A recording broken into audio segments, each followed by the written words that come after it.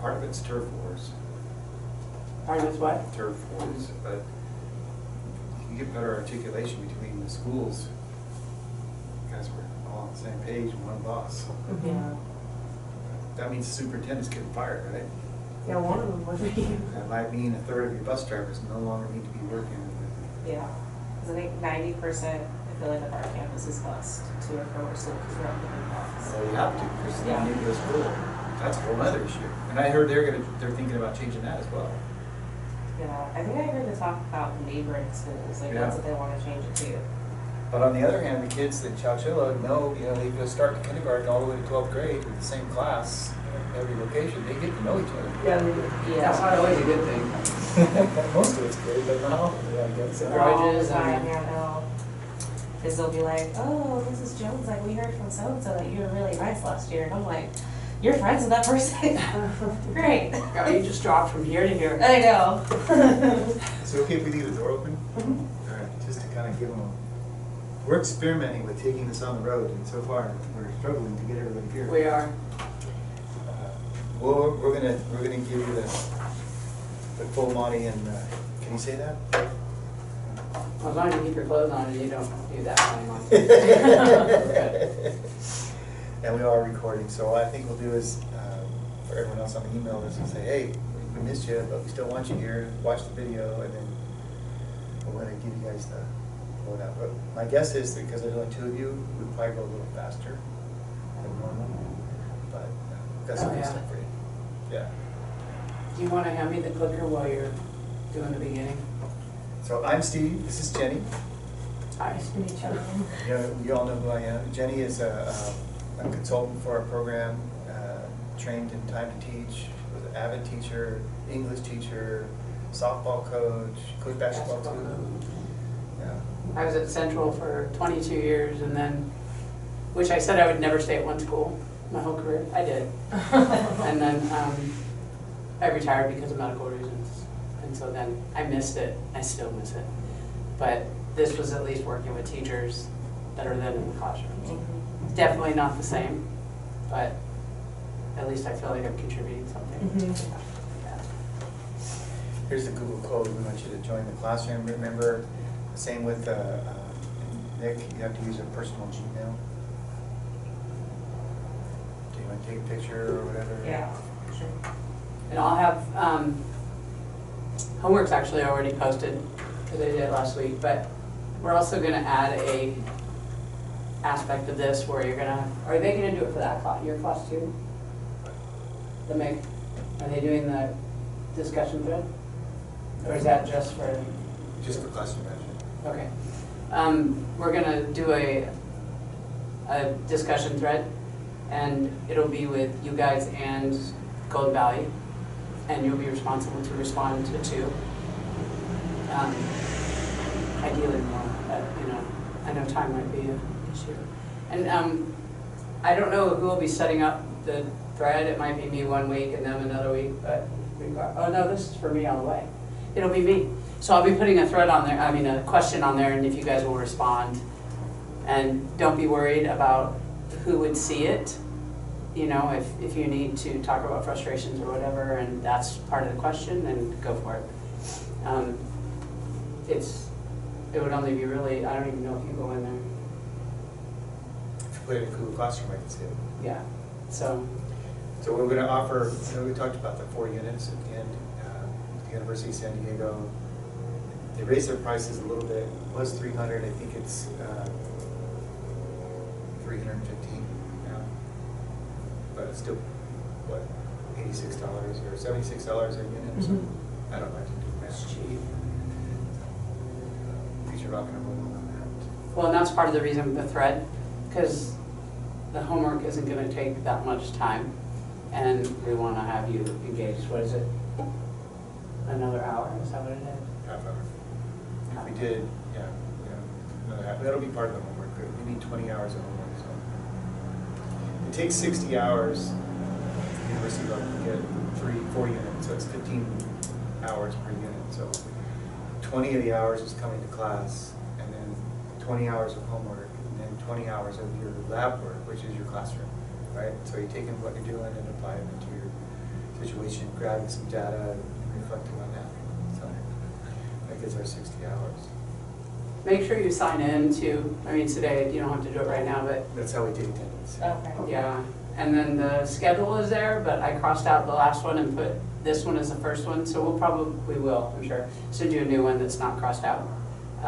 So you'll have that, and then, the agenda for today, which, Yeah, we know that schedules get complicated. For sure you can miss one. If it's more than that, then we'll work with you and try to figure it out. But the university requires that seat time, right? To get the just users. communicate to us. But we'll work, yeah, I know that stuff comes up. Do you guys have classes you have to go to at night or anything like that? Or Just both? this one and the one with you. I had one meeting for you coming up. No, we did it. Mm-hmm. I don't think we have another meeting again until spring. Mm-hmm. Yeah. Oh, really? Yeah.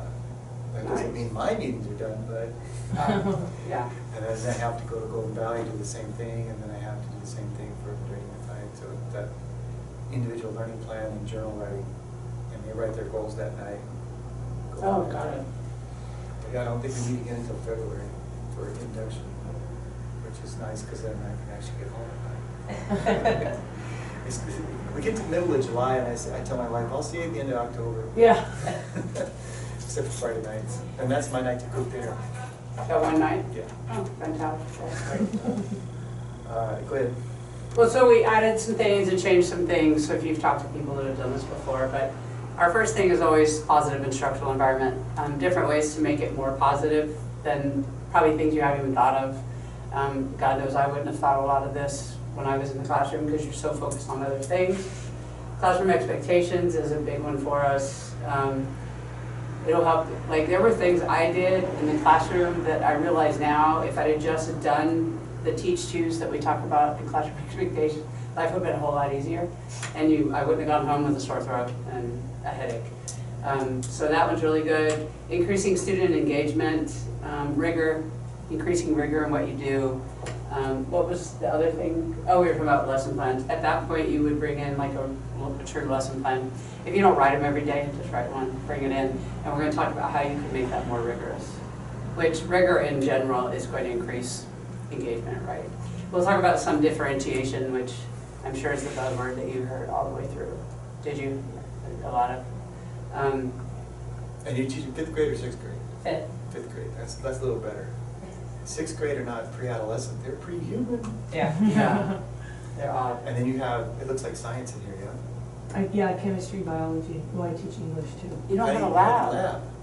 Yeah, we don't do that type of. We do labs, but like they're very. I have to adjust to my environment of what I can do. Yeah, Wow. because it's a small. I do this. My chemistry class is only 9 students this year, Oh my. and so we do very minimal.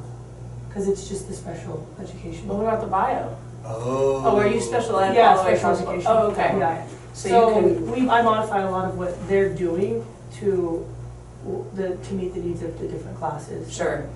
So And I the mean, different they kids. do some bigger labs than us, but I just kind of like take a small portion of what they do and break it down for them. Sometimes I'll do the video of the lab and they're just taking notes of it, just what I can That's do cool. with them. Just because I teach special ed, so that's why we have to Right. just kind of And modify. so what does your schedule look like then? Are you here with standalone classes all day or are you? Yeah, I pushing it, teach, or- I have 4 periods of special education, then I have a transition skills class, which is just a homework class just to service our kids at the extra 50 minutes a day. So 4 standalone chem classes with special ed students? No, I teach, so 1 period I teach chemistry, 1 teach biology, 1 period I teach English, and Oh my 1 God. period I teach transition skills. Okay, so I only have 4 then. And then I teach a credit recovery class, which is gen ed students, but that's just them taking online courses and So I'm you not. get- So you get a boring. couple Yeah. of Oh my spots. God. So it gives me some prep time. So I have my own prep, I have an IEP prep, and then I have credit recovery, which you kind of use as a prep, but there's a lot of grading in there too, because all I am is watching, monitoring them, And pushing and grading buttons their when they're ready assignments. for the test. You So- guys have 7 period days. Yeah. Block on Wednesday online. Do you have aides? Do the kids have Only in my credit recovery, so all my special education classes, they're such smaller environment that I'm able to manage it alone without an aide, so, but my credit recovery, they put an aide here, and that's just because it's a bilingual aide, and there's students in here that gotcha. don't speak any English, so I can't help them, Yeah. so. What's your caseload for the IEPs and all that? Like the number? Yeah, how many do you I have? have currently 22. It's not too bad. That's a lot. So if Yeah. you were at my site in Madera, you would have one standalone class, and then you would have He's recruiting right now. 3 co-lab classes where you're going to the gen ed and your students are in there as well, co-teaching the classroom. Oh, okay. And then 2 preps, one for your IEPs and one is a regular prep for the classwork. Oh, okay. So, And are there 6 period days? yep. Oh, okay. So then you just have one class where you're alone, and then the rest you're with the gen ed teacher? Yep. Oh, that's good. I did that one year. It so matters who you're paired with. Yeah, I was I bet. successful. I was paired with a guy who, he may have been a fantastic special ed teacher, and I've known him for a very long time, but I was out for a while, so the classroom was his, and he, first of all, I had issues because he didn't have class control that I expected, but I saw him one time puff up on a kid and just like square off like he was going to do something. And I was like, no. Like, that's not how we handle this. But, you know, here's this grown man that has been teaching a long time doing this, and I was like, I don't want this. But then I'd done it before where I had such a phenomenal general ed teacher that we clicked, and I was a special ed teacher and she was gen ed. So It definitely makes a difference who you're with. completely. Yeah. So if you end up in that position, I mean, just be very careful about who they pair you with, because it She could didn't be have that, yeah. She just a had, very, yeah, if you ever do go to that, it's. she grew up, born and raised here, so she never went anywhere. Yeah, I graduated from here, so. I actually did apply though for Madera High, and I got the position, but then this position opened up, and so I was able to You're stay staying there. home. Yeah. And I met with the principal there and everything, and I was supposed to go in and Robin? sign with them, yeah, with Robin. She was really nice, and I was gonna take it, but then they opened here, and I was like, well, I mean, I could travel. And She's amazing. She sounded like Oh, it, yeah. and so it sounded like really awesome, but when it opened up here, I just stayed home, Of so. course. How'd you wind up here? I interviewed. Yeah, well, a long time ago, before I got my credential, I went to this job fair, and people from CSD were there, and then they ended up calling me, and they're like, can you take like your CVEST, and we want to basically hire you for a position. And I wasn't as confident enough for it, so I turned it down. And so since then, like myself, I was like, you know, I go back to Chowchilla because they did offer me something, and I turned it down. So then I reapplied years later and got the fifth grade position. All right, and where are you from? Merced. Merced. So you drive for 30 minutes? About, depends on how fast you drive. With But all the crappy roads that you have to drive on, the S curves and the Yeah. narrow with the wall. I used to work in Outwater, so I mean, it's just added time. So about like 20, That's not- Oh, that's not bad. 25 minutes. That's Yeah. not bad. Do a lot of your staff work and live in Merced? I think most of them like are Madera. I think there's only like 1 or 2 that are Merced. Okay. Yeah. Are you guys mostly people that live here at the high school? We're kind of a mix. No, actually, there's probably more out-of-towners than there are people here. That makes sense. I mean, Yeah, That's our problem with Madera, is they all live in Fresno Clovis. yeah. Most of them are Merced or Fresno. A lot of them come from Fresno, I think. There's only a few of us that I know live here. Yeah, it's not that bad of a drive. I mean, it is a drive. So do you find a cultural difference between Merced and Chowchilla? I don't know, I feel like it's kind of the same. It's just I know here it's like a smaller, I feel like close-knit type of place. And I feel like Merced's like almost like the same way. Like Okay. you know people. So, yeah. Did you feel like you could fit in right away up here? Or be down here for you? Yeah, I mean we're out in the boondocks, so it's like You what? we're out in the boondocks, so Oh. we're really like far away. You're kind of in your own world out there. Yeah. You guys all have to be close. You're all in each other's spot. Oh yeah, I know. It's a nice little campus, I like it. Yeah. It's How many just- teachers? 30, 20? Let me see, there's 8 fifth grade, so that means there's probably 8 sixth grade. 16. So 16, that's it? Yeah. Wow, that's a cool stat. Although if there's somebody you don't like, that would be really, probably really get on your nerves, Yeah. but that's kind of, you gotta be a tight-knit staff. Yeah. That's cool. Do you guys do like PLCs? Do you all plan together? Or Yeah, that's a whole team. the whole grade level? Yeah, whole grade level. Which if you went to neighborhood schools, you'd be a one-off, right? Yeah, right, yeah. Which there's advantages to that as well. Yeah. Be an island unto yourself. Yeah. That's what we were.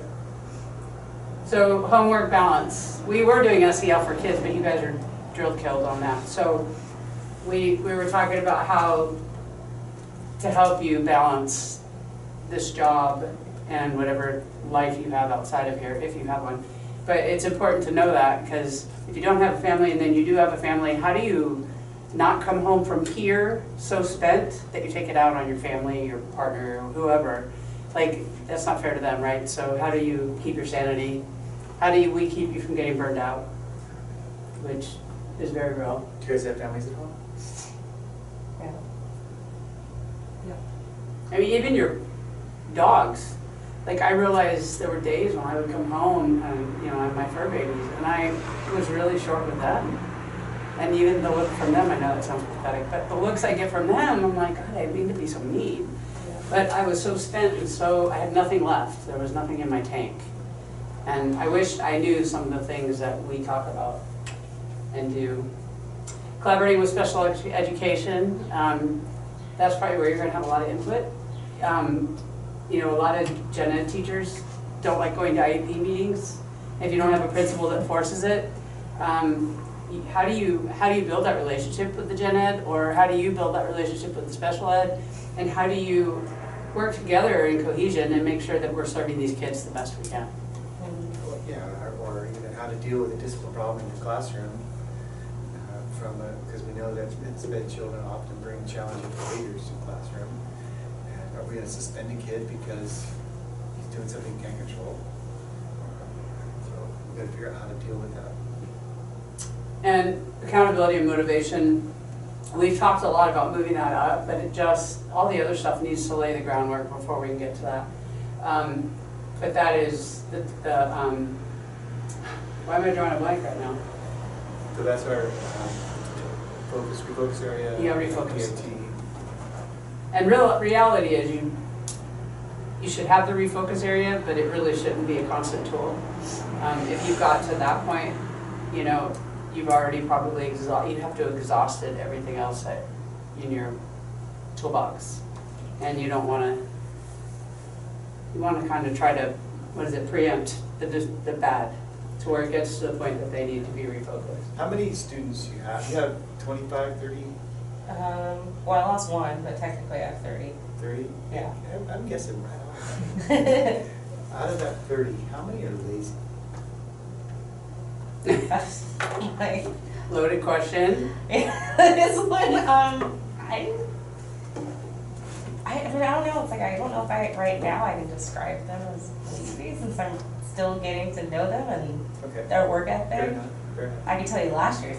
All right, tell me last year. Tell me last year. Ballpark. I think it was just, I had a couple, and a lot of things came into a factor with that. It was just like attendance and not really, not being held accountable for that, you know, and just no motivation at home from parents. So I feel like that played a factor in their work productivity, you know, in class and just being there. So Well, we're learning a new concept for students that you would put the lazy label on, which can be a large number, because it's just neat. It's the natural default setting, especially for teenagers. What we're finding is that the tendency is to say, okay, well, honey, get it into me next week, or get it into me and I'll give you 5 more days, because we want to be the nice person. And all of a sudden, our workload is doubling, their workload is halved. What we're finding, that what the data is telling us, is the opposite. What we try to do now is just, I'm going to make it too painful for you to be lazy, right? If you're going to turn in this paper that doesn't meet our standards, I'm going to make you do it again. The kid learns pretty quick. I better do it right the first time, or I gotta do it again. Yeah. So it's more expensive to be lazy than to just get it done and do it right the first time.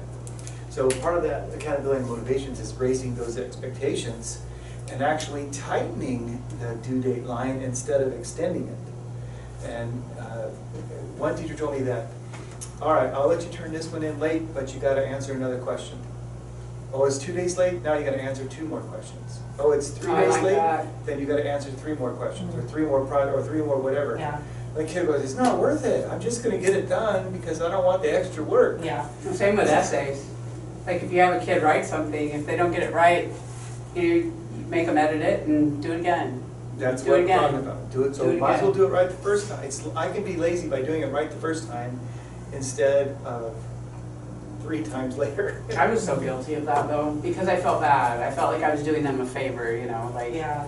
I taught high school, and so it was like, oh, okay, you know, your dog died, okay, I understand. Yeah. You know, and then, you know, they're lying to you, right? But I still gave it to them, Yeah. and it wasn't worth it, because at the end, I ended up with a stack that I had to get in before grading, you know. It was Yeah. just- We're gonna talk about classroom setup. I'm looking at, you told me 10 kids. Is that your biggest class or is that the average? Well, the reason I have so many is because that one credit recovery class, I have 36. Can My you- biggest class, if I didn't have that class, is 10. So is there, I'm brainstorming with you now. Could you use somebody else's class during their prep for credit recovery? That's what I've actually thought of asking, because it's making it difficult in here, because, you know, those back kids, they want us in the back, and so I have to like, okay, you guys can only sit from these rows up, because my classes realistically are these desks right here. That's my biggest class. But I have all these other ones because that one period I have 36 And students. you could do in so much more. Right, with I the could, layout. I used to, in my other room, before I had credit recovery, I would do like cool groups, you know, they would get like, oh, I wanna sit with my, we would have groups and Yeah. we would do different activities. Now it's like, if I do that, then by third period, I have to rearrange for credit recovery to come in. So my thought, and take your mentor with you if you need to, is to go talk to your VP and say, hey, look, we could make my science classes much more engaging. And If I had English. the room. If I had space to Right, move. if I had the room, if we could get rid of 2/3 of my desks, but I would need to meet somebody's prep period. So it's regular part of the day? Yeah, credit third recovery? period. Interesting, it's not after school. If I could just meet in somebody's, while they're having prep, use their room. Mhm. Especially when you're dealing with a class of special ed kids. Well, I these mean- aren't special ed, these are gen ed. No, I'm talking about her other classes. The other classes, yeah. Because those kids being trapped, you know, not trapped, but in a sense we're trapped, right? There's nowhere for them to go. Whereas you could have it in a group, they could have a little more room to wiggle. Well, you could actually get rid of all the desks and put tables in there. Mhm. My other classroom, before I had this class, was on the other side of this building, and I had 2 big tables in the back, so that would be like a group for whatever science project we did or whatever. So now this year, I'm just, and I feel claustrophobic in here. Yeah. And even with 10 students, with all these desks, I'm like, hold on, I'm gonna make my way through this maze before I get to you over in this other side. And because of the way that the only one entry, you can't really even group them. You'd have to turn them all the way around and then Mhm. tape, right, the 4 square kind of thing. Yeah, and the way my classes schedule is set up, that credit recovery is second Oh, period's right, the other biology, day, and then third period's credit recovery, and then by the time the sped kids are back in here, I have to rearrange, so I'd be rearranging all day long. And could the kids who credit recovery sit in groups of 4 without disturbing each other? They probably could, I could probably I've thought about turning these into like grouped up areas and then making like this section when my sped kids come in, like you guys don't use those groups back there or something. Right. I've thought about trying to do that, it's just, I hate how many desks there are. I kind of lucked out this year, but I've never had credit recovery before this year. Was that a choice or was No. it just assigned to It you? was just on my schedule, yeah. You should probably talk with her. Well, that's why I'm saying we get a mentor, we talk with you, and see if we could just get them a 3rd period class and then you can start, because part of science fun is the labs, Mhm. right? And that's all they talk about too, they've been like, when are we gonna do one of those labs or something? Right. And I'm like, well, we gotta figure Well, and it's out. supposed to be equal opportunity and, what, limited, no. Least restrictive. Mhm, That's restrictive for them, mhm. because they're not getting what maybe the other gen ed students get. What does your classroom look like? I had desks last year, but now I have tables. So I have tables in my room. Does that work with the 5th graders? Yeah, I had too many issues last year with our desks, so I have tables. much more convenient. They can't hide anything, they can't do anything at their desk anymore. Oh, because you used to have the ones that they lift Yeah. up on Oh, the inside. those old things? Oh, yeah. What do they do, go to my school and go grab them out of storage? They probably did, but yeah, that's those ones we had. God, they had those when I was in school.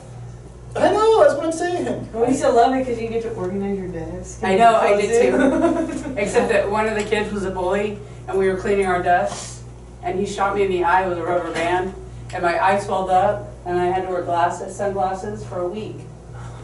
All because he was organizing his desk, which wasn't organized, I want to say. Yeah.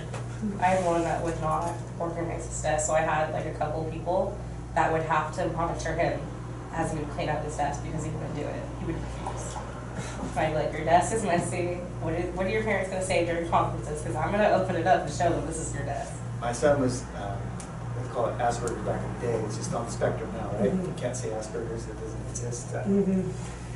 I did it, Daddy, I did that work. We'd go to his classroom, we'd be stuffed in his desk, never turned to him, you know.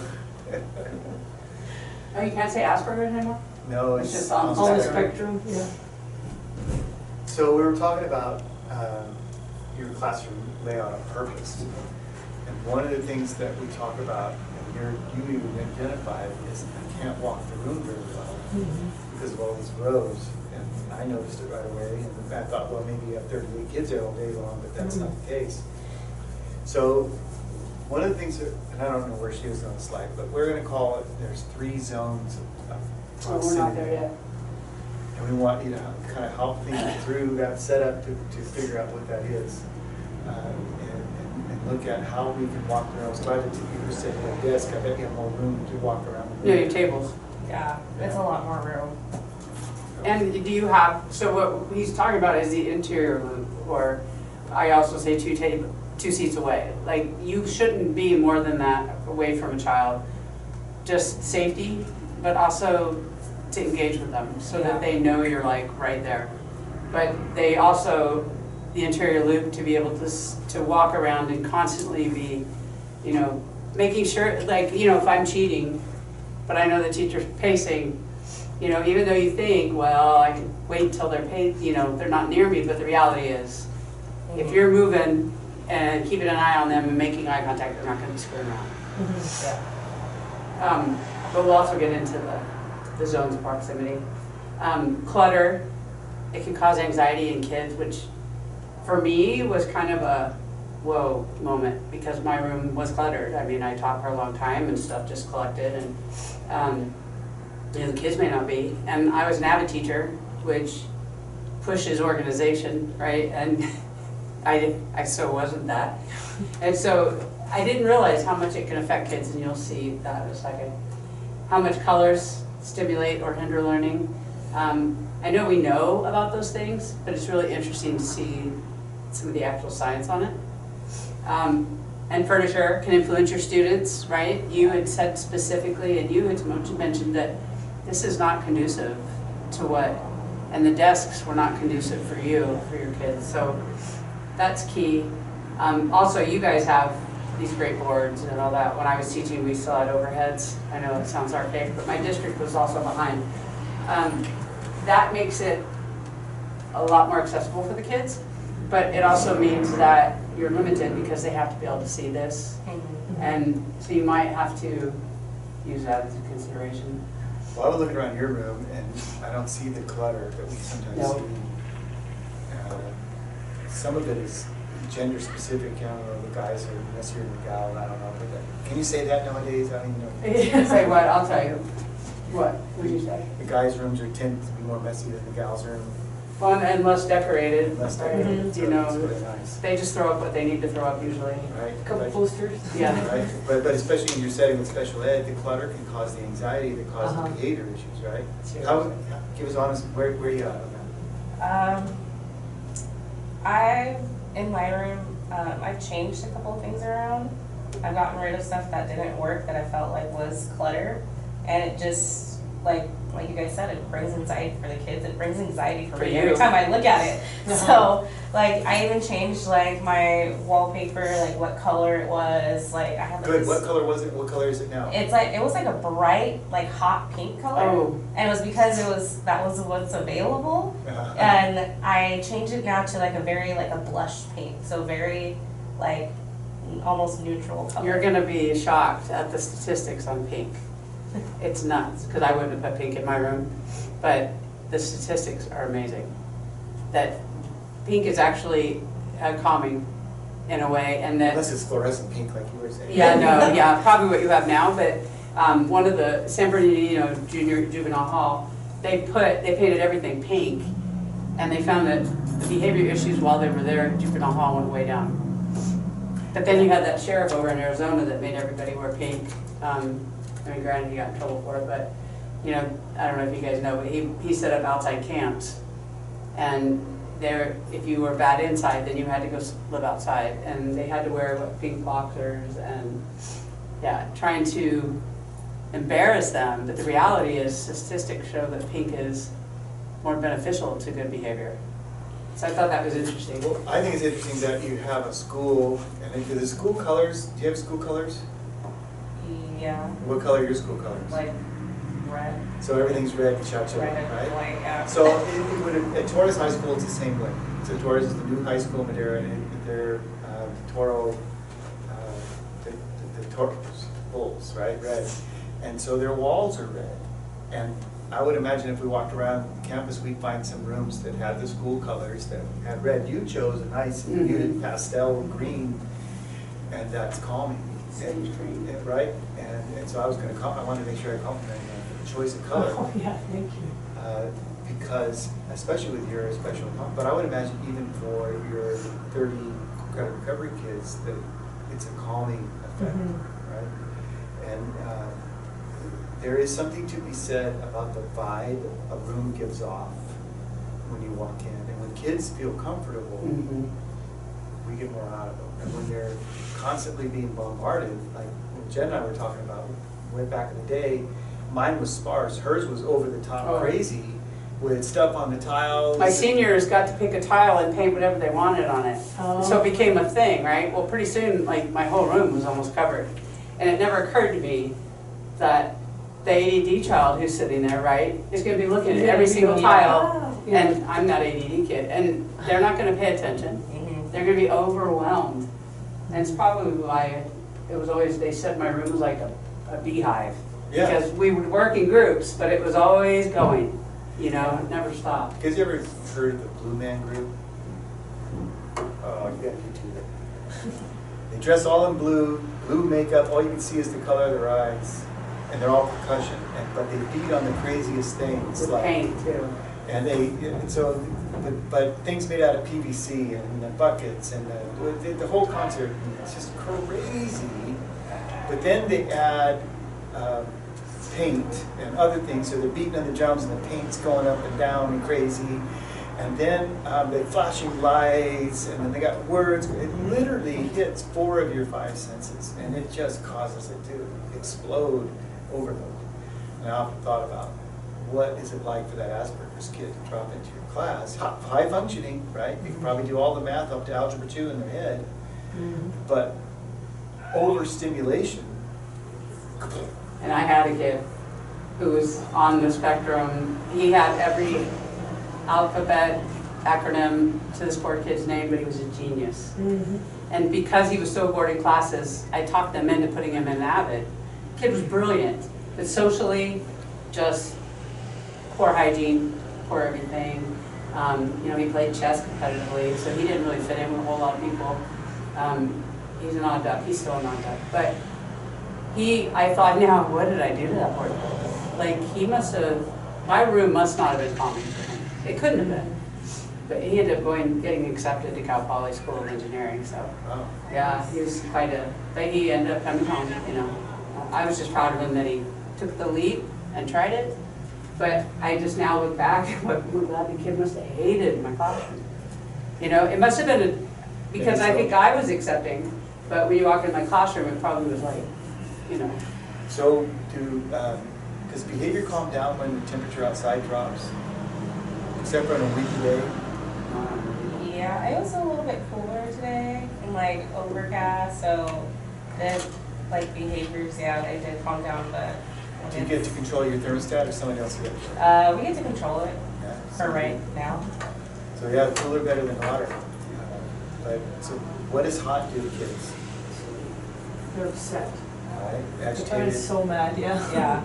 Right? Coming after lunch, you're sweating, right? Yeah, all that. Well, I they know for usually me, ask- it's hard to work when my temperature's not regulated. I'm overheated. I don't, like sitting in a desk and I'm all sweaty, I wouldn't be able to focus. Yeah. So I have kids come in like, I'm sweating. I'm like, I'm sorry, I'm trying to, because I turn it all the way down for them. Because I wouldn't be able to focus like that either. I'm becoming an old man now, and now wherever I go, I'm cold. And so I'm learning now to leave a sweater in my car in case we're in a meeting all day and the air conditioner can't go. Yeah. I can't, it's just miserable. And then I get home and I'm white once and cold and like. You're a jacket everywhere. Well, it's weird because I was always hot, like a lot hot, always sweating, and then I lost a lot of weight. And now I'm cold all the time. Like he said, my fingers are cold, my toes are cold, and I want to wear a sweatshirt all the time, but when I walk outside, then it's too hot. warm. Yeah, it's like, you know, it has to be fairly decently warm, so I'm never comfortable, ever. Yeah. But it's distracting. So talk to me about lighting. If you walked into some of your peers' rooms, do some people have the lights all on, off? I noticed you covered your window. I was curious about that.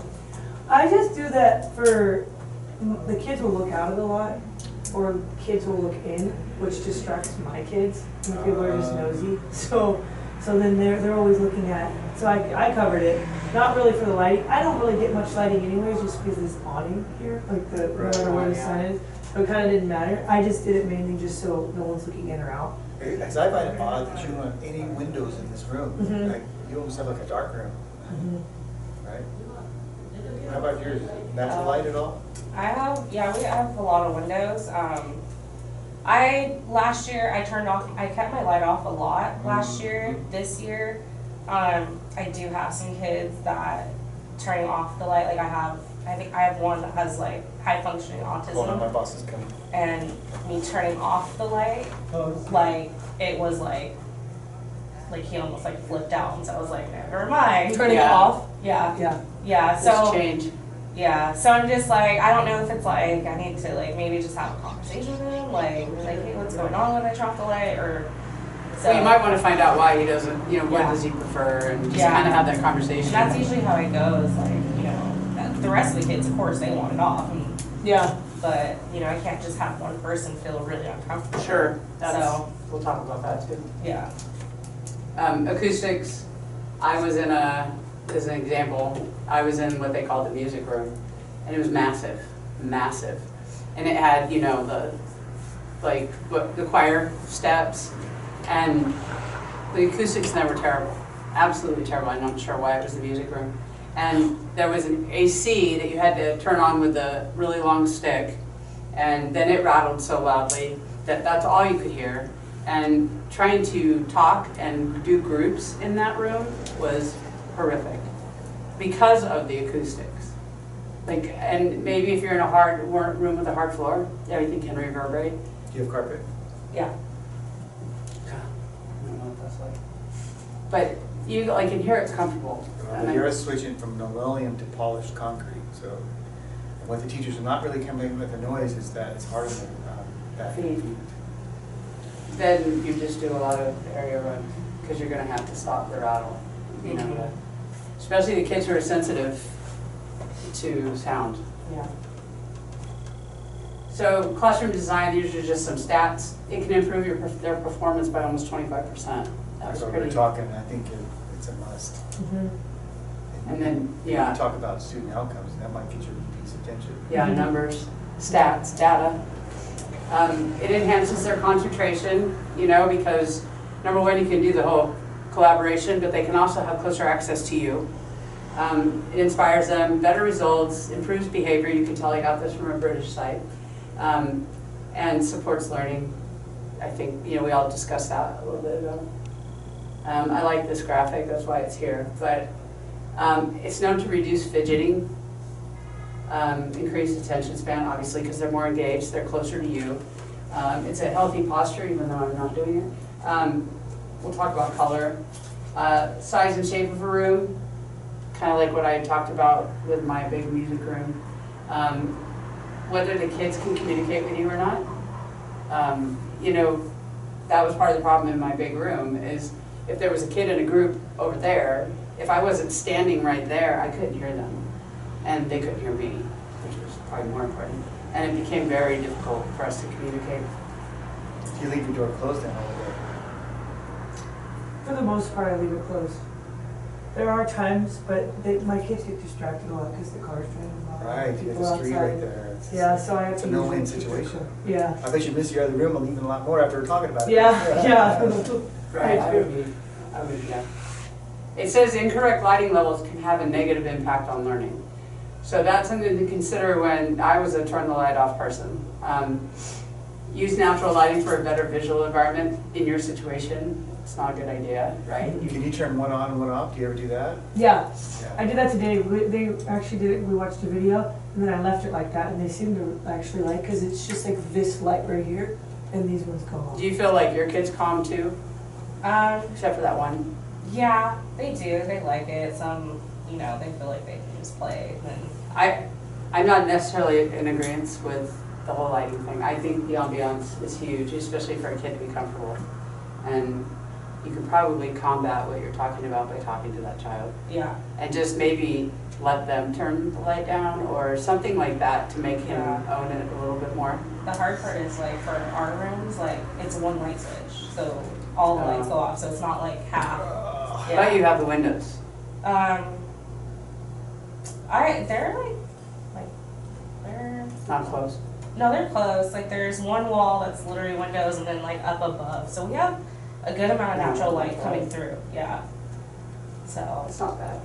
Play with it, see what happens. yeah. Flexible layouts, you know, we discussed that quite a bit. Just as repeated that stat. We're talking about classroom layout. So elementary classrooms, you know, you generally, I don't know if you You still. don't have a carpet group, do you? No, but you have stations probably? Do you have stations? We do bring them to the carpet for our mini lessons. That's Oh, what we interesting. do. So for like writing and reading, mainly we bring them to the carpet. Well, that'd be interesting. So you're Fifth kind graders of- are still liking the carpet. Junior high-ish. It's weird for me because I taught kindergarten and it's easier to bring them to the carpet. These guys are just like, oh, I get to lay down, I get to do this. And it's like, no. So it's like, Reach across applesauce. we're having to relearn that. So Oh boy. yeah. So these are all the different areas that you have to account for, depending on your grade level, obviously. The high school, and I'm probably missing some, but like the area with my craft stuff, and then the reading area. Do kids have their computers? They have Chromebooks that they take home. They have to bring back and forth. What do you do when they're not charged? How do you handle that? I have to sit. This is a charging seat. There's two charging seats back there, and where the camera is, I have to sit in one of those four options. Okay. Or they could sit next to me, which no one ever chooses that seat. There's more than just you. Yeah, because they can plug in right behind my desk. But Oh, they have up here. options. But like this one's an awkward one because I don't ever really want them to be up in front. They'd be feeling comfortable. Well, yeah, you don't want to unplug any of those two things either. Yeah, so I have to move them around, which that happens more in my credit recovery. I have more kids, but the ones in my sped class already know, so they'll actually just come in and sit here because they know like I have to plug in or something. And have you thought about getting power strips or anything like that? Or? Yeah, it hasn't been Why too did much that of do an that? issue yet. And I actually keep one of my Chromebooks that's for my room plugged in. I didn't do anything. I think move the mouse maybe and like come back. But you have options for them, so, Yeah. I mean, they know what they need to do. What about, do you have Chromebooks? Mm-hmm. What do you do? They leave them out all week. And I usually tell them, like we check in the morning, I said, check your battery, how much do you have? I usually say if it's under 20%, then you need to charge it in the cart, because we have specific times when they need to be on their Chromebook, so they Oh, so it's not a constant thing. Yeah, for no, you guys. I only have maybe like one or two that won't have them charged, and usually I have I have an area, like my kidney table, I'll be like, okay, plug it in here, that's what you're sitting for right now. which is good, because it's not harsh, but they don't get to sit where they normally sit. Yeah. Yeah. That's good. All right, so here's a typical classroom. Are we ready for the zones? Huh? Are we ready for the zones? See, well, interior loop, TC's way, there we go. So there's three zones. And the idea is that the closer you are to your students, the less disruptive behavior you're going to get. Okay? So we have a red zone where kids don't move off at all. And Oh, I yellow did it zone. wrong. I thought, Red zone, yellow zone, they mess around a little bit. And green zone, they go where they want to go. you're so far away that they will whisper, talk, So what we're- ignore what I wrote. So especially in your credit recovery, if they can work in groups, you're going to get more real estate to work. And if you want to try it, and I'm not trying to force you to do anything you want to, we'd be happy to help you set that up tonight if you want to. But the idea is that you can quickly walk. Now, if I'm over here helping a student and you're goofing off over there, it's going to take me a while to walk all the way over here. And you're seeing all kinds of right, and then, right? And now now I can talk, And now she is in the green zone, she can start talking. and I will. So what we want to do is exploit this, exploit the zone of proximity with our physical presence, because we're learning that nagging doesn't work. That's our default. Billy, and that's enough, okay? Billy, I told you once already. Billy, that's the second time.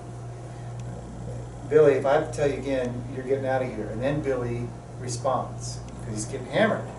I'm not doing anything. And you get back talk out of Billy, and then we get upset, and we send Billy out of the classroom. It's not the student's back talk that gets a kid kicked out of class, it's the teacher's back talk. We actually escalated the whole situation with Billy. And yet we walk away going, those kids today, they don't know how to behave, their parents don't care, whatever, and we go kind of excuses. But if I could have walked in 3 steps to Billy, and if I continue to teach class, now I got my back to moving at my panty, and I don't feel good about that, but okay. Here now, Billy knows why I'm here. I haven't had to say anything to Billy, but he knows he was off task. And I'm just close enough now that he stops doing. So if there's a way to walk the room, and I know you're saying that during credit recovery you're doing a lot of prep for IEP, I mean paperwork for SPED is like, Yeah, I mean, most of what I have to do is, I'm able to do a lot of that because I have my monitor with the credit recovery stuff, so when their stuff pops up, I usually grade their stuff on my other preps, and so I'm just waiting for, oh, they need a test on that. So I'm watching that there, but I'm able to do stuff here. Yeah, there's no interaction. No, not really. their kids are not. Because they're watching videos, and so if I even interact with them, I'm interrupting them, you know, so it's so much of just, if you need me, raise your hand and I'll come over. But if you're in a regular classroom with 36 kids in there, this is the zone that I'm talking about, but this might work for you. Yeah. Right, with 30 kids in the class. Now, Yeah. it sounds like you have them in groups of 4 or 5 at a table. Yeah, well, groups of 4 sometimes, because I'm an odd number, they're in like a group of 3. Okay. But I usually walk the room anyways, like when we're reading our whole class novel, I walk the room to make Right. sure that, and then like my kids that are in the back, sometimes I'll stand in the back for a little bit. Because Right. then they don't, like, you can tell they start feeling uncomfortable Yeah. because I'm right there. Yeah. So, Do you guys have, do you guys use your own computer to walk around, like a laptop, to walk around while you're taking roll or whatever? Like, do you have something where you have to sit at your desk beforehand for roll or anything like that? Like, I know, what is it? Not Kahoots. Dojo, that a lot of teachers use, like Classroom Dojo, and they'll walk around with their iPad, but when they're talking up there, and they don't ever move. Well, why not stand in the back? Why do you have to stand up there? You know, you don't. And people, old school was never make the kids turn, but I think it's good for the kids to turn, because Yeah. it's, number one, you're changing their line of sight, but you're also making them turn, so their physical activity will Yeah. keep them from being the kid that's gonna fall asleep, which was Yeah. me. But I wanted to add to this, a lot of teachers will, like, if I'm helping this kid, I've done this, what have I done wrong? You're helping that kid? Well, I'm helping this kid, but what's wrong with You have your back towards the rest Yeah. of the class. No matter who you're helping, you should always be open. Yeah. And sometimes even the best teachers have forgotten that, because the minute you turn, you're giving them permission to go Yeah. crazy. And so just make sure your body and your shoulders are always up and looking at the whole class. That's a whole other big tool, right? Because then this kid up here would normally talk, but if you've got your shoulders open and you're helping this kid, you can kind of look right at him and go, you know, or Yeah. whatever. You have anything else, sir? 3 zones of we're gonna exploit that a little bit when we talk about even how do we get kids to get back on task without saying anything to them? Because once we open our mouth, we're inviting an argument, We're also distracting the kids, right? the other kids. And then we're also hammering them in front of everyone else, and they don't want to lose face. That's especially high school kids. Well, in your grade too. Yeah. They don't want to lose face. Don't call me out. So we're going to talk about that in a few moments. So clearing clutter, I think we're good on that, actually. what? Clutter. Well, there's a good quote. Oh. I don't know who I stole it from because I forgot to put them in. But they feel overwhelmed, stressed out, negatively affect their mental health. That's my desk, not really. But it was close to that. These are, you know, yeah, we don't need to go through all these. Yeah, it sounds like both of them just clutter-free. Yeah, and it's good, but you could also help peers, maybe somebody that's freaking out. You might be able to walk into the room and go, whoa, okay. Number one, this. Yeah. I didn't realize visual clutter creates less square footage in their brain. And you got that type A kid that's constantly looking around trying to figure out how they could help you. I have, you know, a kid that was always like, Miss Taylor, can I please organize your desk? So I know it made him anxious. Well, even dealing with the students that are dealing with anxiety, which seems to be on the uptick, right? Oh, yeah. And all that just kind of adds to it. Yeah. So color affects brainwaves, nerve system, hormonal activity, stimulates emotions, we know that. Humans react both physiologically and psychologically to color. And depending on how the brain is stimulated, a person can be rendered happy, angry, sad, or anxious. I've often wondered why all of a sudden, in certain situations, I become either really angry or really sad. And I've never really thought about the fact that it could be where I'm at and the colors that are around me, or the music, or the smell. The smell affects me so badly, you know. So we're just going to show, like, real quick, what kind of feelings do you get from that? That would make me really happy. Yeah. It's really organized. Well, that too. It is pretty. That. Both of you did this. It's too green, it's too bright for me. Like Kermit the Froggy. Right yeah, in the face. yes. It's really bright for me. Yeah. Really bold. It's very organized, but it's very bright. Yeah, that would affect me. I don't think I would take that well. Like, that wouldn't be a room I'd be comfortable in. Yeah. I like everything except the color of the wall. Yeah, it needs to be like a pale yellow or something. It's pretty Pastel in your yellow. face. It's like calming a little bit. Yeah. Kind of like the purple on purple. I don't know why it affects me. Yeah, But pretty it's different. nice. I mean, everything's real Yeah. organized, so that's it's just the colors I wouldn't like that. I bet there's some rooms around this campus that look like that with red. Mm-hmm. Yours too? Very- I want to say, I don't think so. More so here. Yeah. How do you feel when looking at that? We kind of talked about it earlier, but I mean, the wall is what gets me. Like, I don't know. Like, I feel like the wall is just very, like, I would stare at that. yeah. So we had that at Torres High School. We had almost all the rooms were painted red for the teachers, right? School colors. And then we did our seminar, and then the teachers went back in with wallpaper and covered up at least the wall that the kids were looking at the most, and they found a difference in behavior by They just did. muting the color. I can't stand that the couch clashes with the the red Yeah. for me. Yeah, that's how it was with the purple one, the couch Yeah. and the wall, I was like, no, I don't like that. That I would obsess about that clash. Mhm.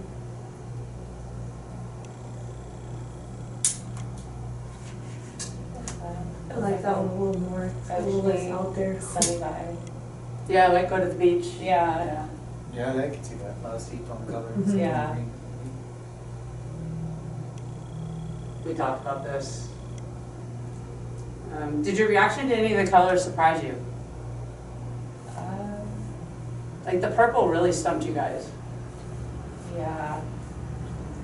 I mean, I like the lightness of the purple, but I think purple just having so much of one color would distract me as well.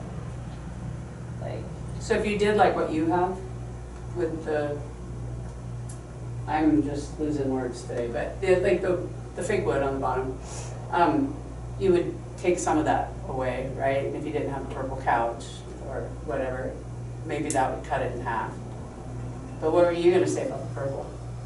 It was just a lot. Like, that's why I actually did break up my walls. I feel like with too much of one color, it feels like there needs to be like a divide. And then that's just me, I don't know. Maybe my students hate it, I hope they don't. No, I think that's good because I think any color, too much of it is gonna be. Yeah, it's overwhelming. It's just a Sure. lot of one, so I feel like splitting it up a little bit. And most of the time, the walls will just be white. They usually look like that, right there. Most of our classrooms look like that. Not a lot of people I've noticed at the high school level do decorate their rooms. But I know that to me, when I walked into this room, I was like, this is hideous. I wouldn't be able to function in here. Yeah. So I had to cover it up because it would look just like that wall right there Yeah. with nothing.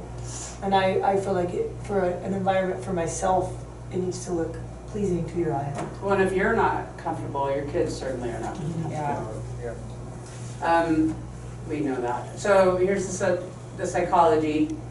Believe it or not, purple promotes rest and sense of calmness. But what kind of purple? Like Yeah, bright I would say the light. Colorado Rocky purple? The lavender or- purple. Oh, yeah, more of a muted, yeah. Red, we pretty much are really calm. We know that. I mean, red, we know that one.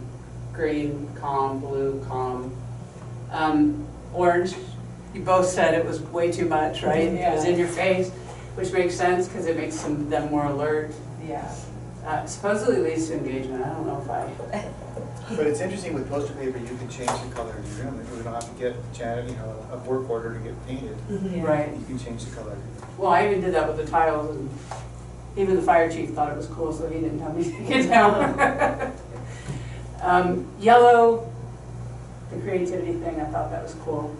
You know, whites, I would say within, break it up, not a lot, because most of us think of white as almost institutionalized and sterile, and I don't want my room to feel sterile. Yeah. Right. This one.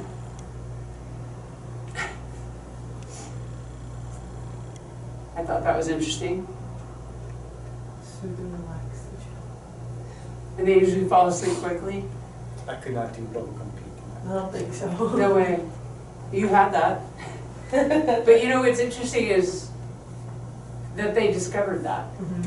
Like, I mean, most of the places we go, it's usually almost like a green-gray, right? Particularly the prisons and the juvenile hall. And so here you are, and they're saying pink.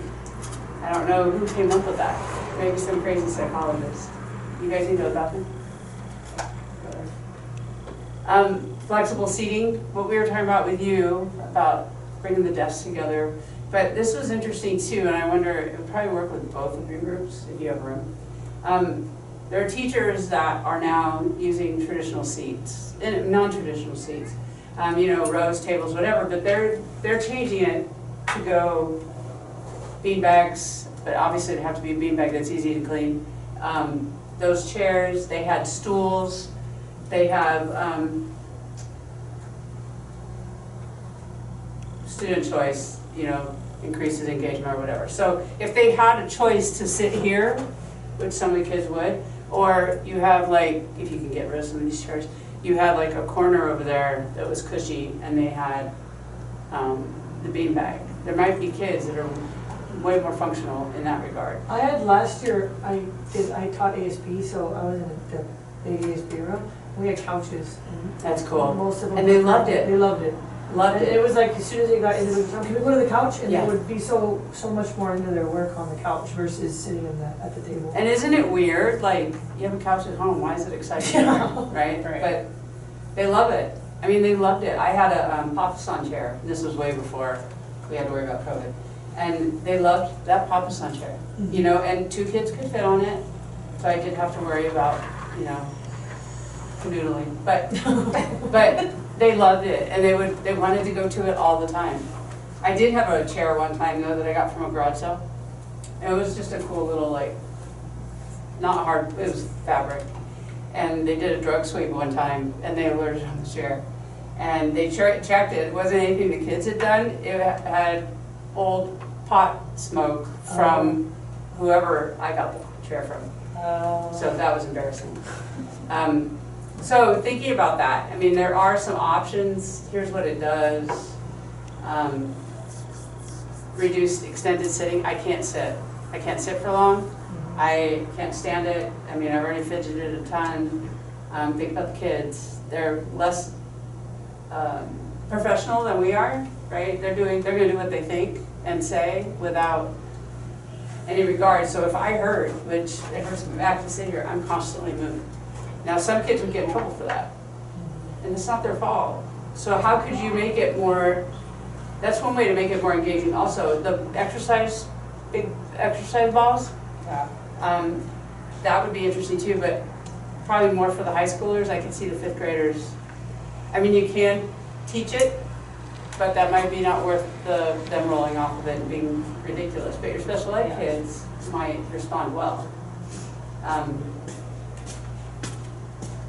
These are some ideas. They have those stools. What are those? The rocking stools? I think they are. I'll have to look it up. But they have rocking stools, which for the kid that fidgets the whole time, that's kind of cool. Couches. Standing desks. I don't know, you might be able to get one from the admin and just have it over here for the kid that can't, you know, that needs to get up. They can come over and work on that. Or you maybe need one. I do have one. That right there goes up, and That's right. I actually don't sit most of the day. That's I can't, awesome. because I have a fidget all day, so I pretty much stand the entire day.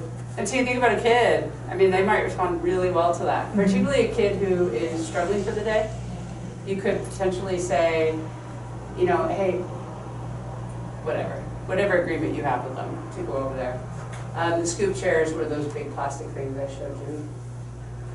I think this is Eads ISD is piloting flexible learning environments across the district to explore the connection between an active environment and a student's ability to pay attention, and to see if these modern spaces can better meet the needs of the 21st century learner. I think that the biggest fear for most of us doing this pilot was, Okay, that word up front. crazy. Teachers naturally like to have control. What I've learned is giving that up a little bit allows the students really to rise to the occasion, and they become incredibly responsible with the tools that they share and the environment that they share. One fear would be that students would not stop rolling, and the rolling would be constant, and that I would end up putting these rolly desks in rows to maintain some control. But that hasn't happened at all. In flexible learning environments, the traditional classroom is transformed by incorporating basic design elements and by encouraging movement throughout the space. From rolling notes to standing stations and hockey stools to soft seating, these spaces focus on ergonomics, comfort, movement, and student choice. They embrace the idea that bodies in motion equal brains in motion. Breaks in movement allow students to reset and refocus. Cool greens and energetic oranges color walls to create relaxed, welcoming environments, and bulletin boards are replaced with glass panels for quick change, daily reflections of student collaboration and interests. And flexible learning environments look really cool. Conceptually, they make sense, but in practice, are they effective? One of the more subtle things I noticed right off the bat was that students are so much more comfortable in these desks, and they'll reach out to each other and pull somebody to them or push somebody away. And there's the first couple of weeks of school, everybody was immediately more friendly with each other just because of the chairs. I think the biggest benefit to the desk is the level of comfort for the students, rather than feeling like they're kind of caged into a traditional desk and stuck in one place. It allows us to come together in I love groups those chairs. and then divide quickly so that we can do lots of different types of configurations of kids within the same class period. I think the number one benefit is the flexibility for collaboration and independence.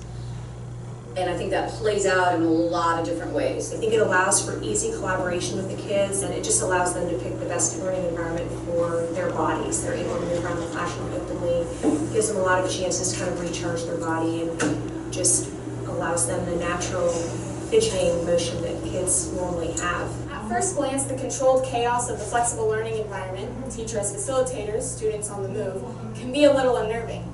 But instruction here is learner-centered, encouraging independence and autonomy.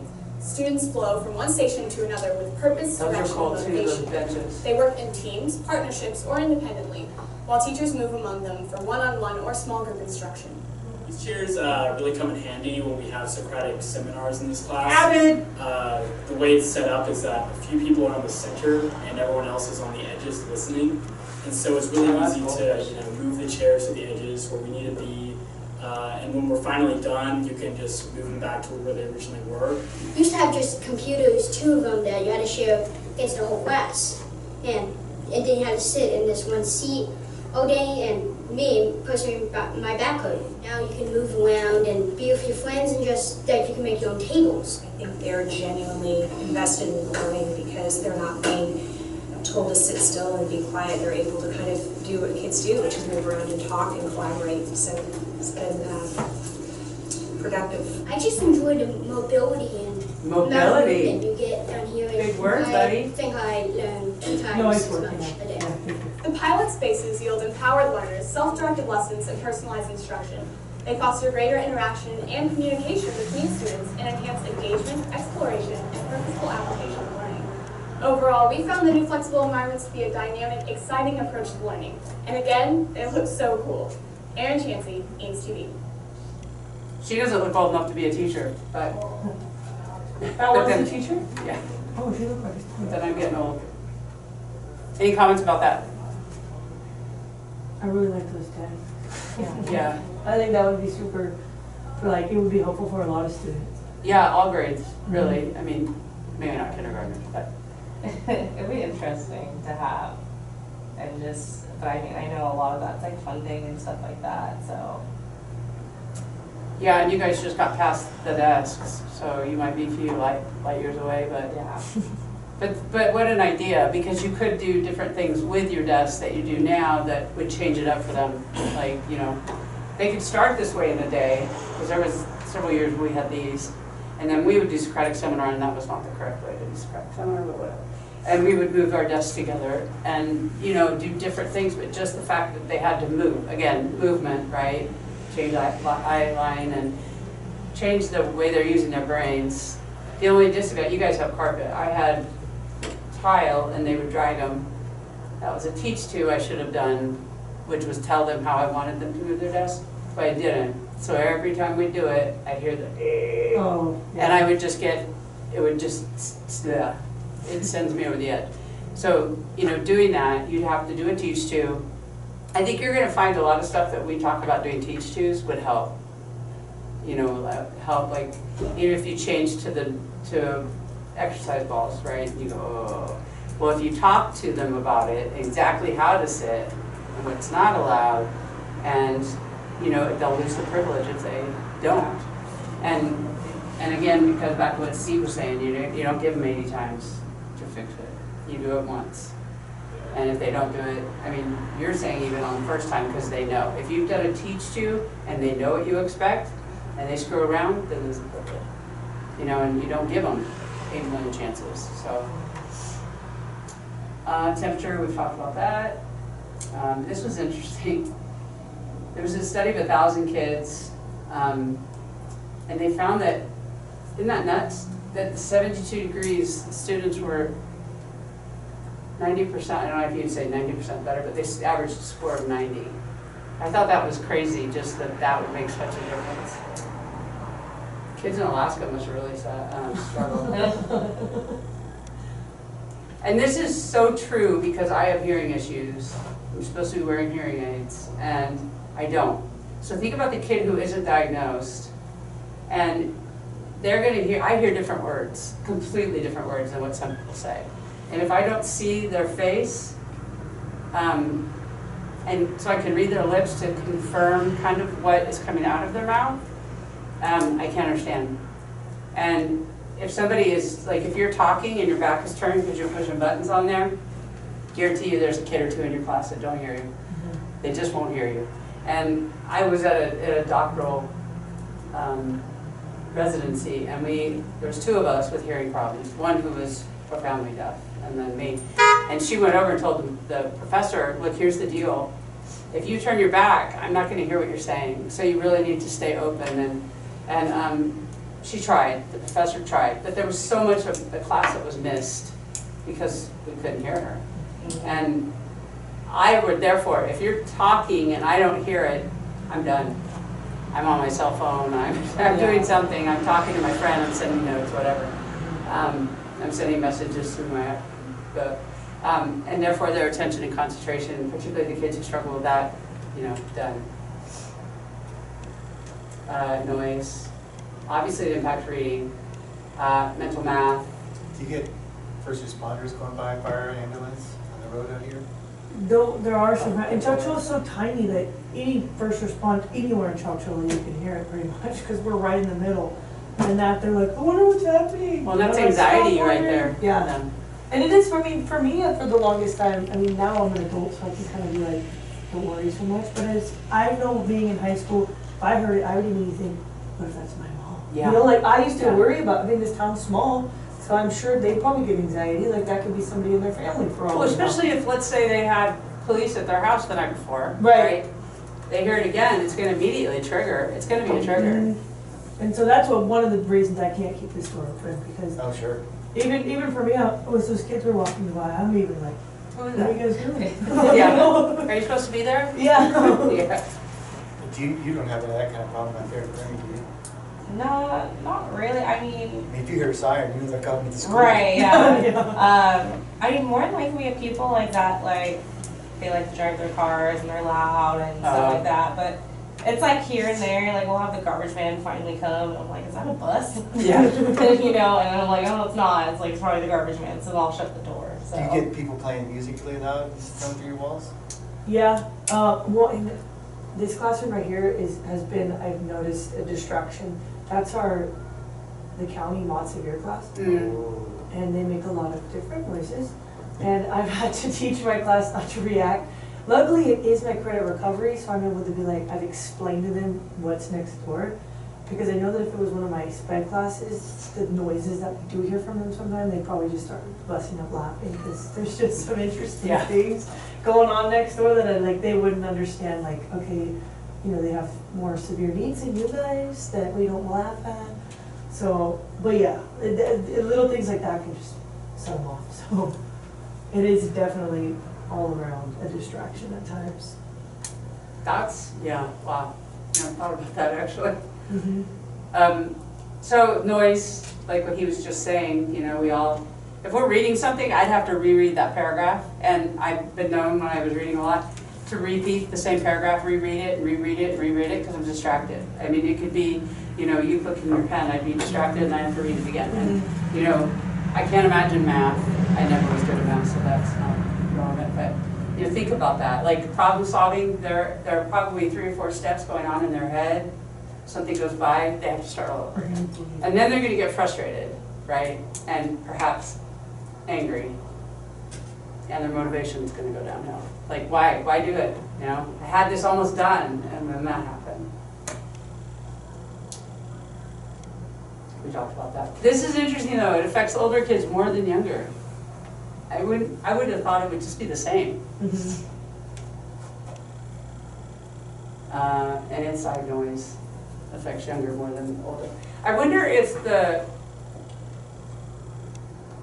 fact that the inside affects them more is a lot of them probably have siblings around their age.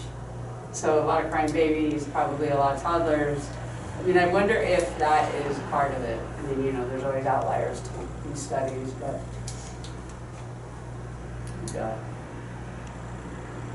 I don't know how you would measure decibels. I know you can on your phone, but over to 41 affects their test scores.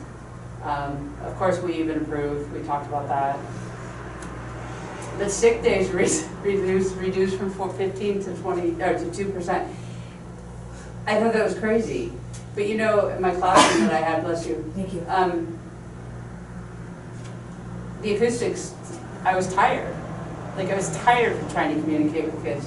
But I also think there was asbestos in there and that caused some issues. Students who are exposed to more sunlight during their school day, this is kind of 26% higher reading outcomes, and 20% higher math than kids in less sunny classrooms. And you have reasons, like totally reasons. So we have high expectations for you. Yeah, you better Highest in be. the district. Are you allowed to take them outside and like sit out there? Yeah, I could. And I thought about it. I think I will once to learn a little bit. Yeah. So how sure? Just even right out here in the grass. Yeah. Maybe some of the science things or something. That could also be some of your alternative seating. Like I don't know if you had mats or something, so they don't have to sit on the grass. Right. Inevitably, you're gonna have a kid that says, "I'm allergic to grass." Right. Right. So you could have that, and that would be kind of their, not to sound demeaning at all, but it would be kind of their carpet time, right? Mhm. Outside in the sun, chilling, doing whatever you guys are talking about. Yeah. I mean, it could be a really cool science thing. Yeah. That would be fun. We were gonna have you sketch it out, but we've already discussed it. Here comes Steve with his, this is my favorite slide, and I have to have it in every time we teach this. But Steve's gonna talk about this. So agitation can come in many forms. It can be the secretary calling you because you have to sub during your pull-out or prep. It could be a fire alarm going off. It could be somebody playing music going down the street or the garbage truck. But disruptions in your classroom can also trigger the fight-flight reflex. For you. Fight, flight, or there's a third one now, freeze. Freeze. So what happens when we're disrupted by that is that it kicks off adrenaline in your system. And it takes about 20 or 30 minutes for it to go away. So there's a possibility that 30 or 40 minutes after the last bell rings, all of a sudden you find yourself feeling super tired. Do you ever feel like that? And if you're driving 30 minutes, like, right? Yeah.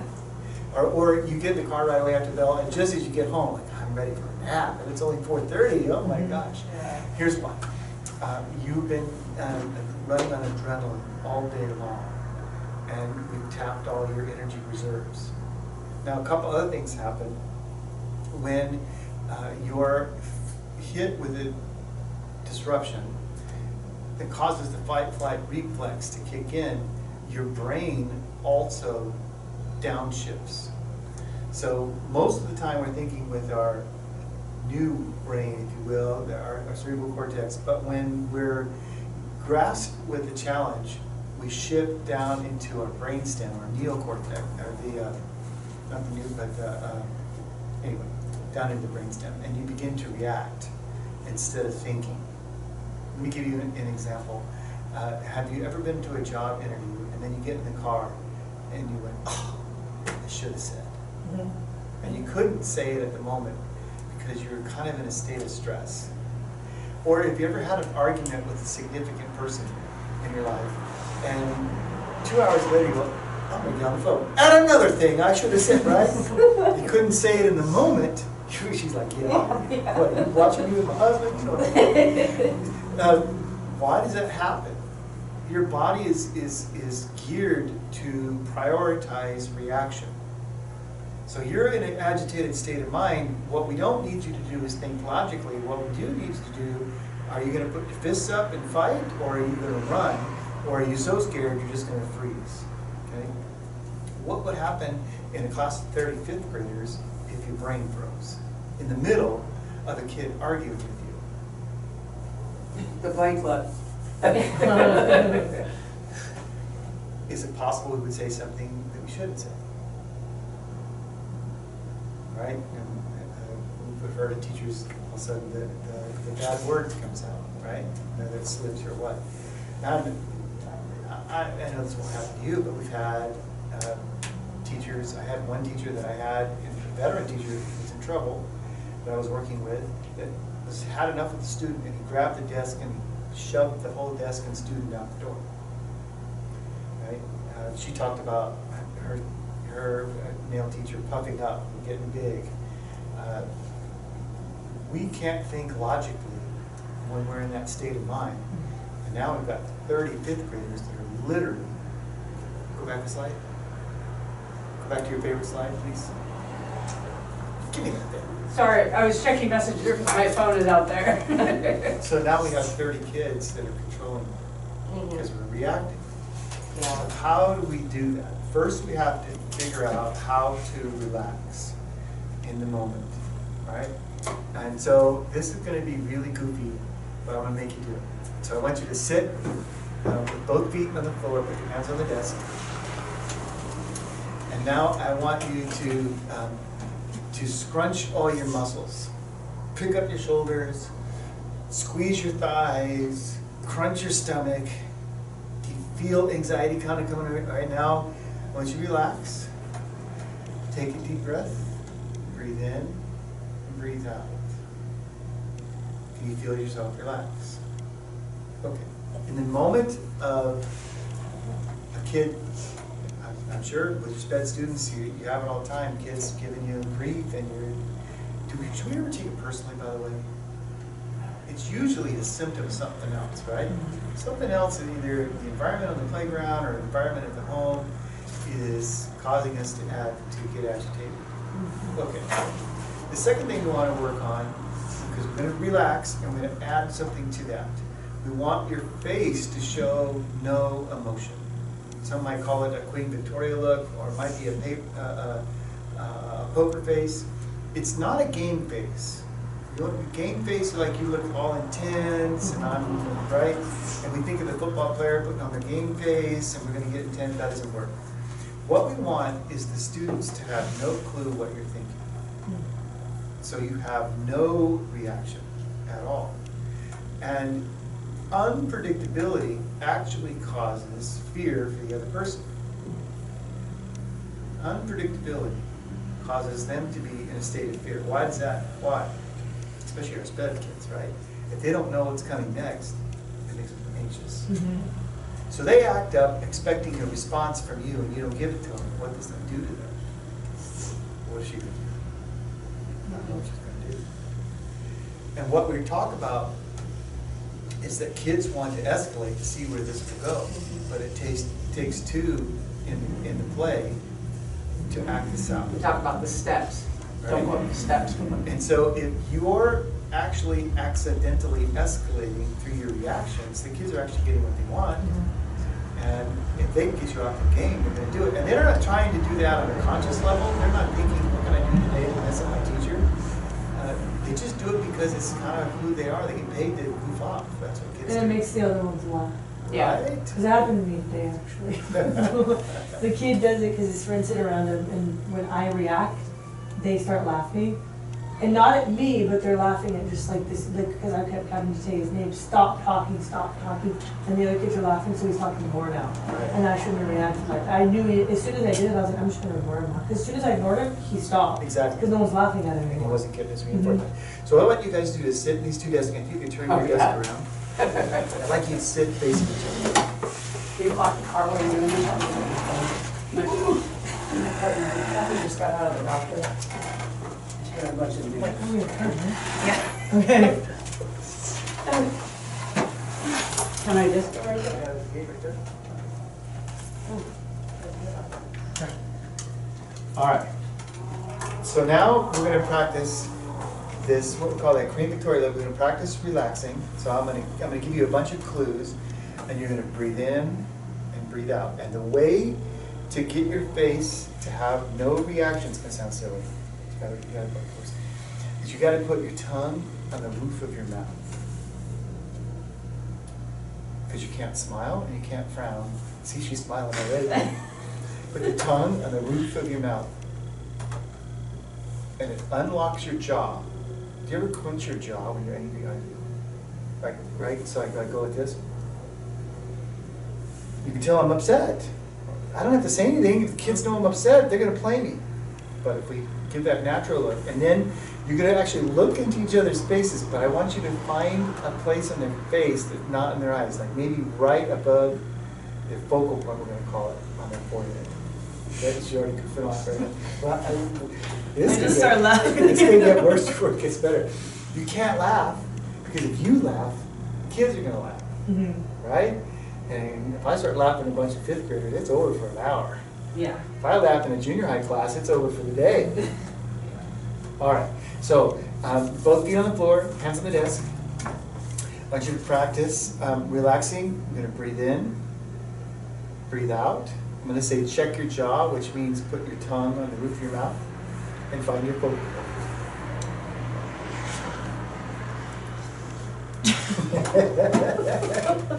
Now I know it sounds weird. You didn't unlock? I think it's easier with kids. I think so. Because it's, you know, with adults you're just like, oh my goodness. And this is something I'm not good at anyway. It's like making eye contact in general. I just get uncomfortable. But the reverse is true too. Also, if you can do it here with each other, then we can definitely do it with our students. I know it's goofy. I get it, but we know it works. All right, and I'm going to actually escalate this in a minute. So if you're giggling now, it's going to be worse. All right. So the disturbance happened. We're going to relax. We're going to take a breath in. We're going to take a breath out. We're going to check our jaw, and we're going to find our focal point.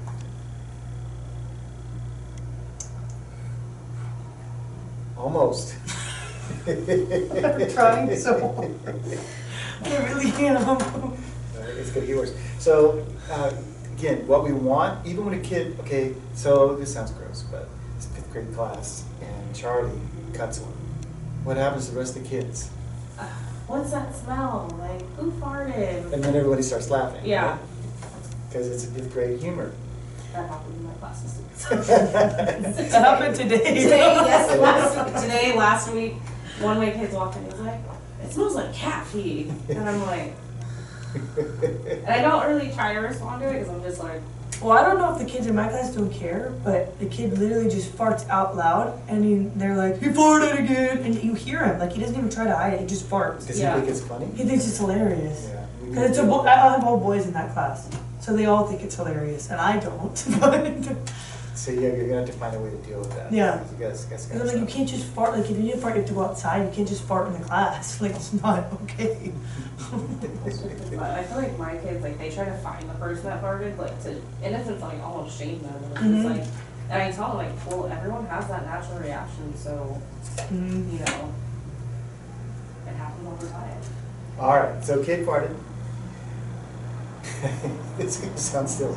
Take a deep breath. I was trying to put it in context and I realized. You take that deep breath in. I'm sorry.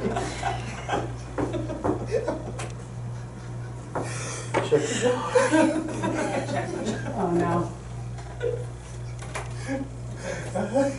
We were talking about disruptions in the class, and we talked about passing gas. Oh, yeah. Right? We talked about that, got all that out. And then I said, okay, well, here's the disturbance in class. Somebody farted. Breathe it in. Oh dear God. And I realized that it didn't work. Oh boy. And it was too late. I was already down the rabbit trail. Oh. All right. Relax. Breathe in. Breathe out. Check your jaw. Find your focal point. That's a lot better. And you're right. It's awkward. It's awkward when you do it with adults. Okay, now it's going to get worse because you want to try to keep this calm. You don't know what I'm thinking. Look. So I'm going to give you the challenge. Your job, without saying anything, is try to make her laugh while I go through the clues. Alright, happened. That was easy. I don't All right. know. So, relax. Breathe in. Breathe out. You can start making her laugh. Check your jaw. Find your focal point. I don't know what to do to make her laugh.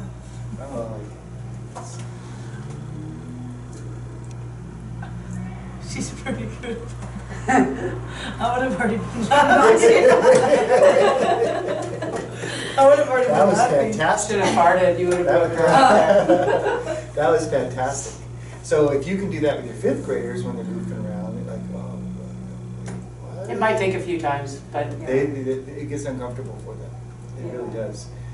What is she going to do? So just standing over them. Especially when it's funny. You're dying inside, but you can't join in because you know you'll lose class. Yeah. All right, let's switch. I'll just laugh. All right, here we go. Relax. Breathe in. Breathe out. Check your jaw. Find your focal point. That was better pretty than- good. But when we started 5 minutes ago, we couldn't even get you sitting in front of each other. So that's actually pretty good. All right, one more time. Ready? We'll switch again. This time you can say something. Are you ready? Sorry about that. Relax. Breathe in. Breathe out. Check your jaw. Find your focal points.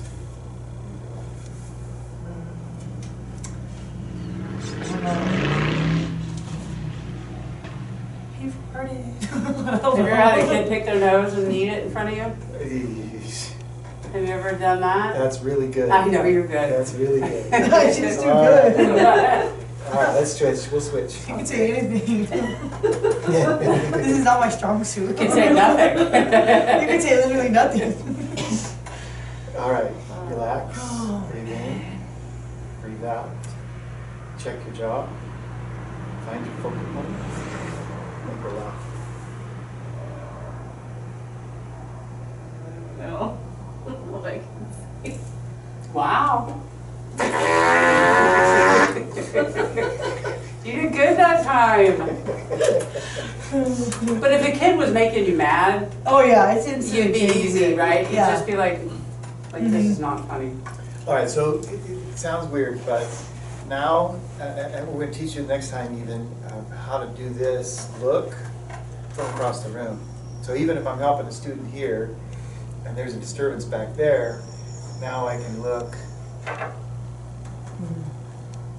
And they'll go on for a minute, and then they'll realize you haven't looked away, and you're still looking at And then them. we can even exploit that proximity, right? So now I'm controlling that student and I haven't opened my mouth. Maybe they're saying things, Yeah.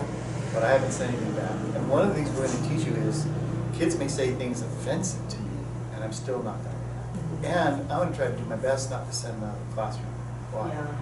So what we know about this is that there's inexpensive ways to manage the class and expensive ways, and not monetarily.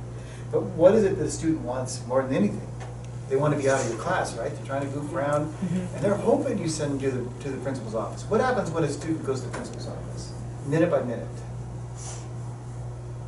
It becomes like really for me like not effective anymore because they're just like, you're just gonna send me there, so what of it?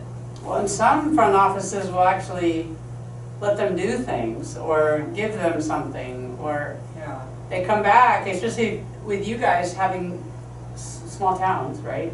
They all know each other. That's so-and-so's mom, that's so-and-so's dad, whatever.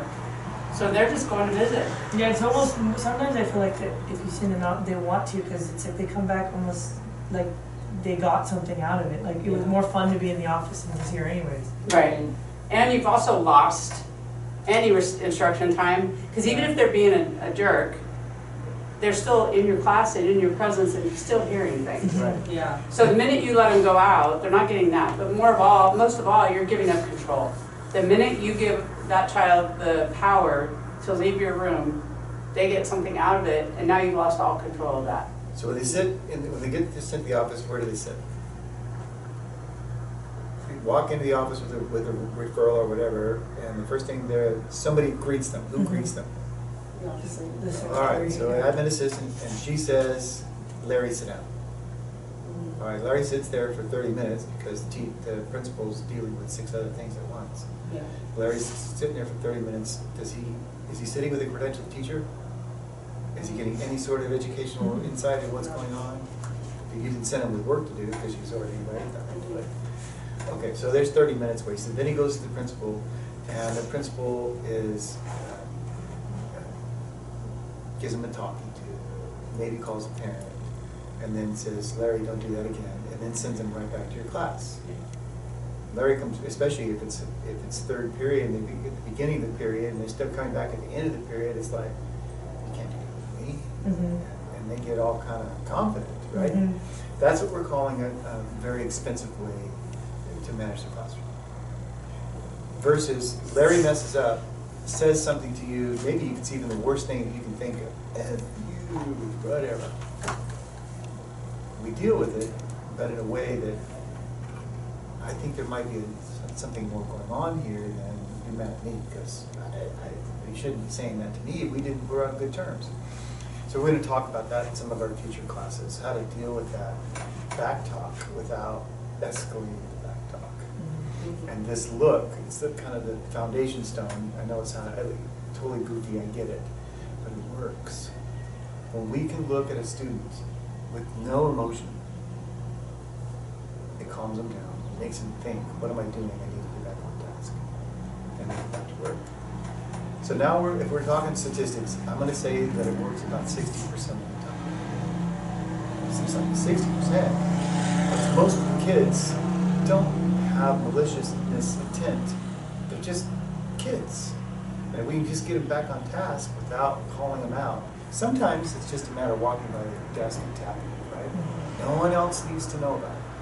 But what happens if I call a kid out? So I said, Larry, I just called him out in front of his peers. You don't want to lose face. You already experienced that in the 5th grade, right? Yeah. They don't want to have that happen. All right, so we talked about that.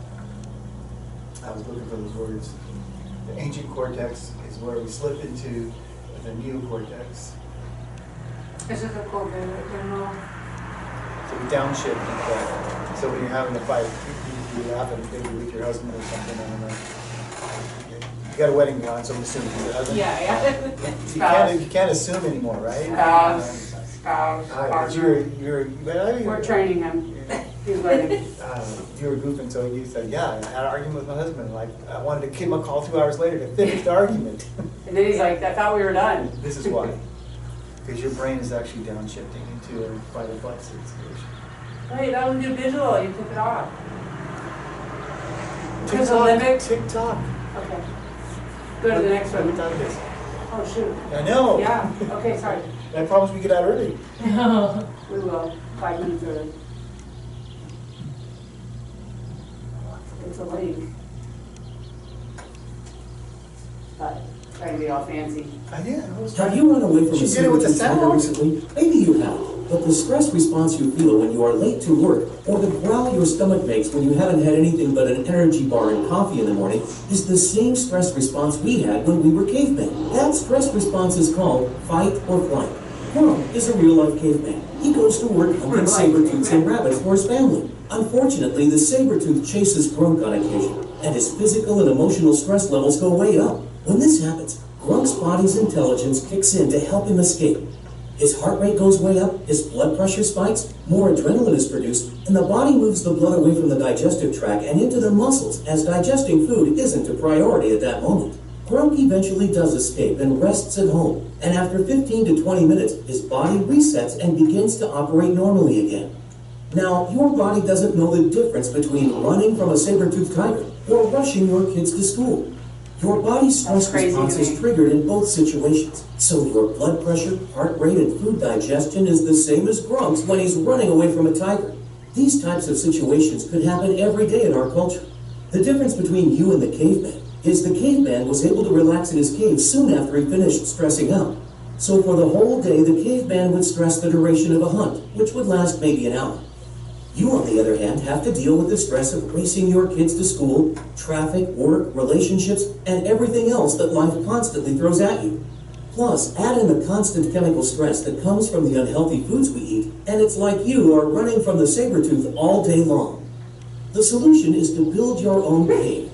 You have to build your own cave every day, and it means finding some peace in the pile-up of traffic while driving to work. It means going to bed on time instead of staying up late binging on your favorite TV shows. It means taking some time to go outside and do some relaxing work instead of locking yourself up in your office. Otherwise, this chronic stress will open you up to most diseases because your immune system will tank and a lack of nutrients that your body needs due to not being able to digest your food properly. Add to that the fact that your adrenals, which are the glands that sit atop your kidney and decide where your hormones go, are so active with the abundance of stress you experience and put into your body, you will develop adrenal fatigue. Put all this together, and now you know why stress is the start of all disease processes. How can we make our fight or flight more effective? How can we turn it off when we don't need it and bring it up when it's necessary? Ask yourself what you are putting in your body for energy. Your body is probably asking your brain for those artificial stimulants you give it, like coffee, processed sugars, or genetically modified foods, because it's confused on why the adrenals aren't filling up like they used to. You have sucked your adrenals dry of hormones that didn't need to be active in the first place. That's huge because we are taking a finite source and sucking it dry. What people may not know is that a lot of things trigger the fight or flight response. Emotional stresses, eating unhealthy foods, overreacting to life's daily challenges, going through tough emotional times, all trigger fight or flight. However, that leaves a lot of areas where we can improve it. So if this video has successfully stressed you out with all the info it's loaded you up with, you should take a minute to relax. At least you don't have a tiger running after you. If you always put limit on everything you do, physical or anything else, it will spread into your work and into your life. There are no limits. There are only plateaus. And you must not stay there. You must go beyond them. Bruce Lee. Have you run away from a saber-toothed tiger? You did all that. Calm is strength and upset is weakness. That's huge. I have a friend who's still teaching, and the kids don't like her. She is not popular. The kids hate her. And they're always so shocked that we're friends. And one kid called her, and she said, that may be true. Now you need to go to the principal. And I thought that was hysterical. I'm like, that's what you said when the kid called you that? She's like, yeah, I don't care. Now, I would stay calm, but it would hurt my feelings. Like in my head, I'd be like, oh my God, the kid thinks something. You know, and clearly the kid had some other issues going on, but I just thought it was funny that she doesn't get upset. Can you be in control of the situation without first being in control of yourself? No. You gotta try this with, I can see you going home to your husband.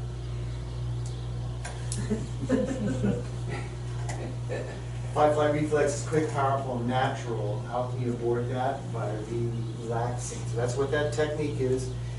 Unfortunately, when we come back, we're going to practice it again, and then we're going to actually practice it standing, and we're going to practice it moving in. But we're always going to come back to take a breath in, breathe out, check the jaw, find the focal point, and learn how. And you can feel it, right? When I made you tense and then I made you relax, you can feel it. One more thing, I guess it would be fitting. My girlfriend is actually a psychologist, and so she talks about like the breathing techniques she uses with the kids. And she was telling me the figure eight or the square, and I was like, okay, tell me, because I'll do the breathing, right? I can do the breathing in and out, in and out. But in my head, I like to see something. And so she teaches that if you have the square, you breathe in, you breathe out, you breathe in, you breathe out.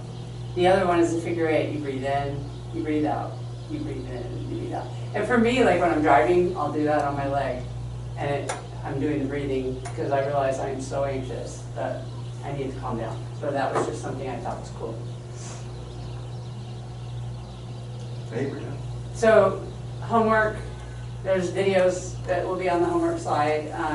See your positives, potential problems. You're going to read that article. Just share 5 key items you took from it. And then the second video at the bottom, well, yeah. So